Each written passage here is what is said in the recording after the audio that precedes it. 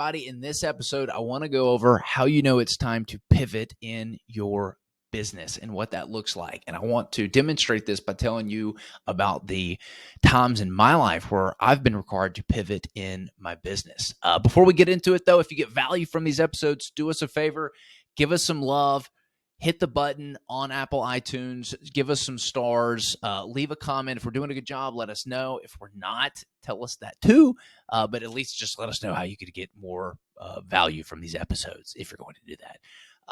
Also, if you're looking for more passive investment opportunities, head on over to our website, hbgcapital.net. Book a call with us. We look forward to getting to know you and serving you and your investment needs. All right, so let's jump into today's episode. I want to talk about when it should be time to pivot in a business. There's a lot of advice out there, and I've given this advice myself. Hey, you never give up. Just kind of keep going at it. So how do you know when you should give up on doing a particular task and when you should keep pursuing it? And I want to tell you, my story on our business and our journey and how we got to what we're doing today in the hopes that it might provide some context for you. So, I got started in my entrepreneurial journey by accident. I'm not an actual entrepreneur, I don't think. I think entrepreneurs have these great business ideas and they go out and they're relentless in pursuing it. I'm an accidental entrepreneur. I got fired from my job.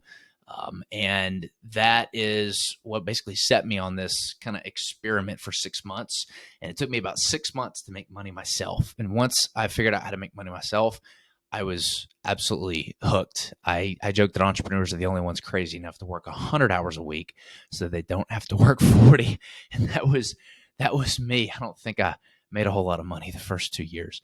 So I started out on this real estate journey, and the first few deals that I did were a flip down in an area called Shelbyville, Tennessee, a wholesale deal up in Madison, Tennessee. We flipped the property and made about $31,000 on it, and a new construction project in Berry Hill, Tennessee, a suburb of Nashville. And then we had a flip that we were doing in Antioch. It was like my first 4 deals. So I started flipping houses and started building that business up to doing about 40 properties per year. Ended up starting a construction company and a capital raising company, an acquisition company, materials supply business to supplement everything. But before all that started, it was just a fix and flip company and a wholesale real estate company. Well, that business actually did pretty good the first couple years. And one of the things that I did a very good job of was I measured all of our key performance indicators. I knew how many mailers it took to get a contract. I knew how much I was spending to acquire that contract.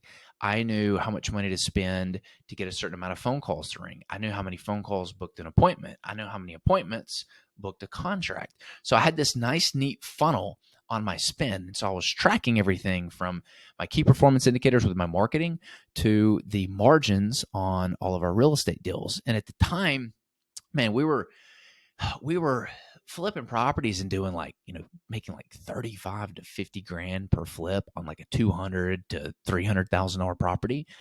And the gross margins on that are 20, 25%. They're really, really good. I like those margins. Basically means when I look at gross profit on a deal and we made, we sold a house for 200,000, we made, 250,000, we made 50,000 on it. All right. Well, that's like a 20% profit margin. That's pretty good.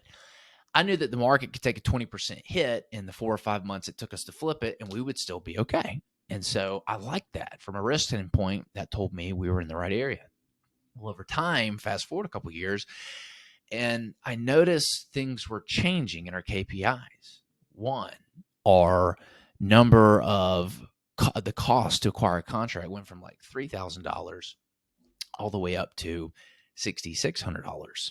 It no longer took, 20, 25 phone calls to get an appointment. It took 40 phone calls to get an appointment. It no longer took 6 appointments to get a contract. It took 11 or 12 appointments to get a contract. And we were no longer flipping, a $250,000 home and making 30, 40, 50 grand, nice 20% profit margins. We were flipping $400,000 to $500,000 homes and making $30,000 to $35,000. So the profit margins had shrank significantly, and thus the risk had increased significantly. And that's how we knew that it was time to pivot, when we felt uncomfortable with the business model that was working. We did not feel comfortable with these profit margins and the spin and the direction things were headed.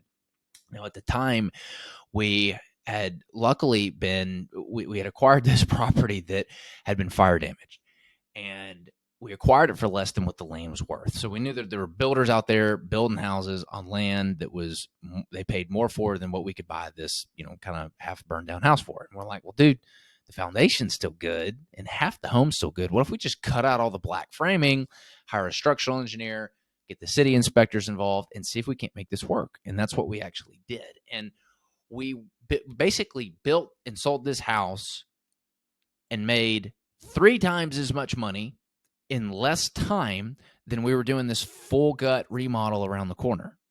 So we're like, wait a minute. It took us 8 months to remodel this home, and we made like 35 grand, versus we built this other home and sold it in 6, and we made 100 grand.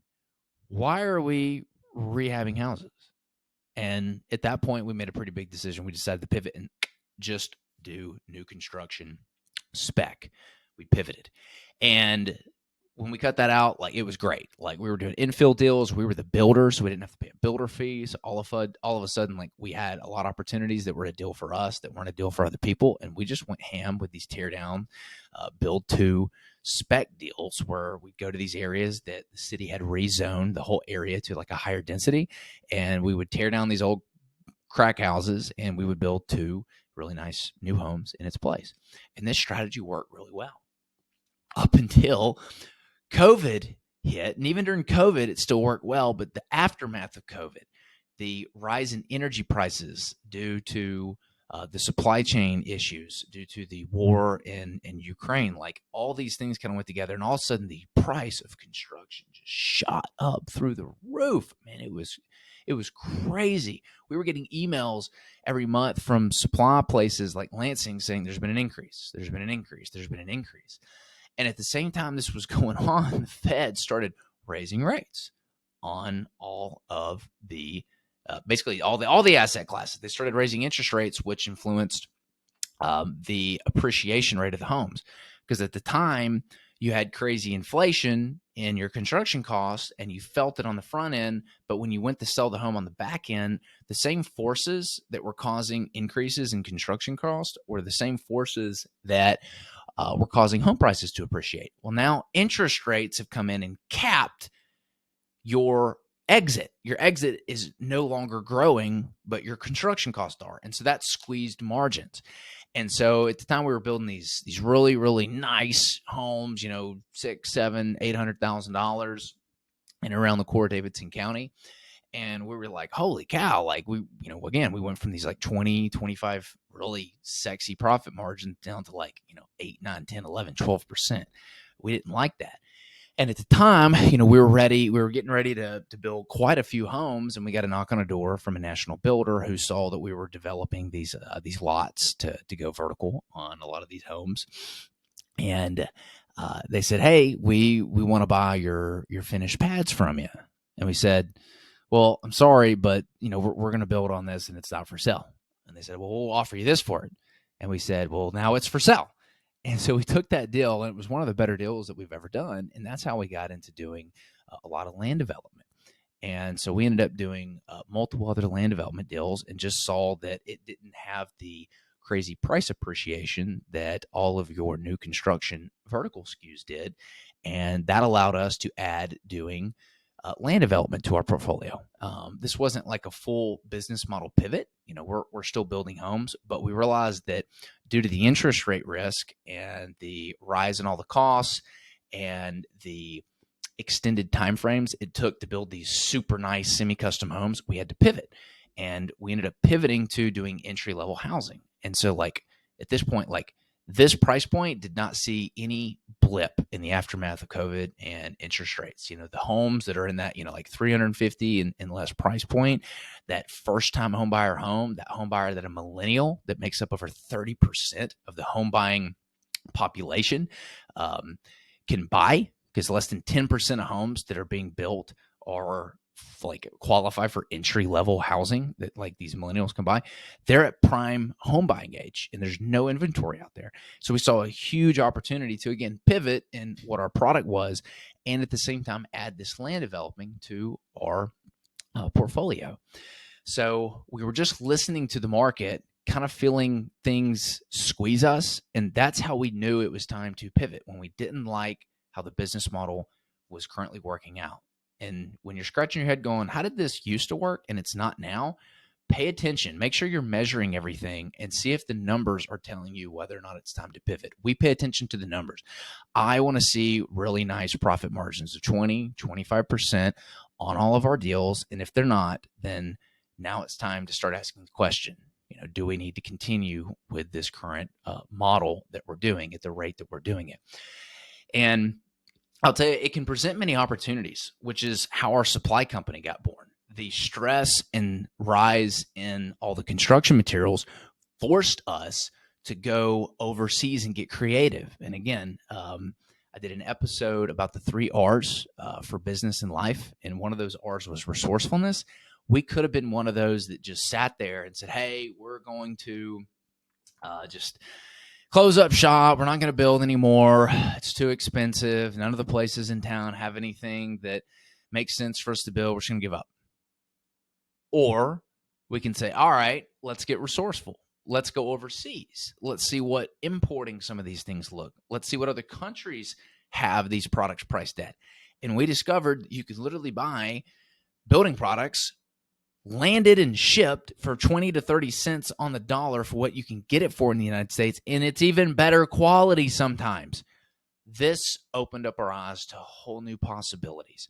We were able to eliminate the supply chain issues that we're seeing. No more were vendors telling us, oh, sorry, you're going to have to wait for products. We're able to get it in our warehouse and be able to pull it when we needed it and save money at the same time. And this allowed our new construction projects that were getting hit really hard to continue to do well and not hemorrhage profits. So it allowed us to pivot, and it opened up a whole new opportunity we didn't see coming, which was the ability to actually buy and sell some of these supplies. I love the supply business because we already have to do it. We're already buying it for our own builds, and for us to be able to order it for our projects and then also be able to leverage that buying power to then buy and sell to other builders and other developers and other contractors, it has created another revenue stream. So one crisis, it opens up doors for you if you let it. At least that's how it worked for us. And so I hope this gives you some perspective on, when it's time to pivot and, when things are going well. For us, it's literally just kind of looking at the market, feeling how things are going in your business, and most importantly, paying attention to your numbers and your profit margin. We'll see you next time.